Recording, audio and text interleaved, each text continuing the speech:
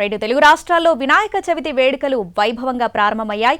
ఈ వేడుకలకు సంబంధించి పూర్తి అప్డేట్స్ అందించడానికి మా ప్రతినిధులు సిద్ధంగా ఉన్నారు. ఖైరతాబాద్ నుండి రాధిక, అలాగే వైజాగ్ నుంచి చిరంజీవి, తిరుపతి నుండి కార్తీక్ ఉన్నారు. ముందుగా ఖైరతాబాద్ వెళ్ళాం.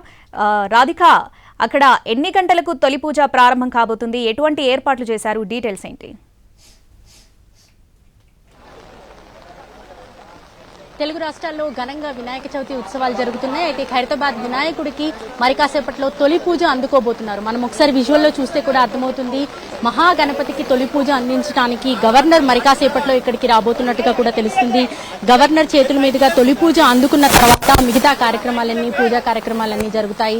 ఒకవైపు ఇప్పటికే పద్మశాలీలు సమర్పించిన జంజం కావచ్చు, అట్లాగే కండువా కావచ్చు, అవన్నీ కూడా కొద్దిసేపటి క్రితమే అలంకరణ కార్యక్రమం అనేది పూర్తయింది. మరి కాసేపట్లో గవర్నర్ ఇక్కడికి చేరుకున్న తర్వాత తొలి పూజ చేసిన తర్వాత మిగతా పూజా కార్యక్రమాలన్నీ కూడా చేయబోతున్నారు. అయితే వర్షాన్ని కూడా లెక్క చేయకుండా అనేక మంది ఇక్కడికి వేలాదిగా ఇక్కడికి భక్తులు వచ్చి ఇటు పూజలు అందిస్తున్న పరిస్థితి. అయితే వర్షంలో ఇటు క్యూ లైన్స్ ని కొంత మెయింటైన్ చేయడం ఇబ్బందిగా మారింది. మరోవైపు ఇటు ప్రత్యేకంగా 3 క్యూ లైన్స్ ఏర్పాటు చేశారు.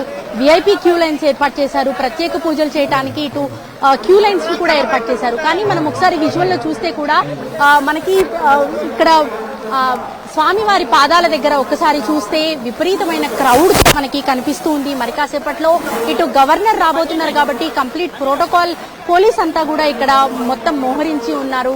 అయితే మరి కాసేపట్లో ఈ పూజా కార్యక్రమాలన్నీ కూడా మొదలు పెట్టబోతున్నారు. 69 అడుగుల ఈ మహాగణపతిని దర్శించుకోవటానికి తెలుగు రాష్ట్రాలే కాదు, దేశవ్యాప్తంగా అనేక ప్రాంతాల నుంచి కూడా ఇక్కడికి వచ్చి ఈ గణనాథుని దర్శించుకోవటం అనేది చూస్తూ ఉన్నాము.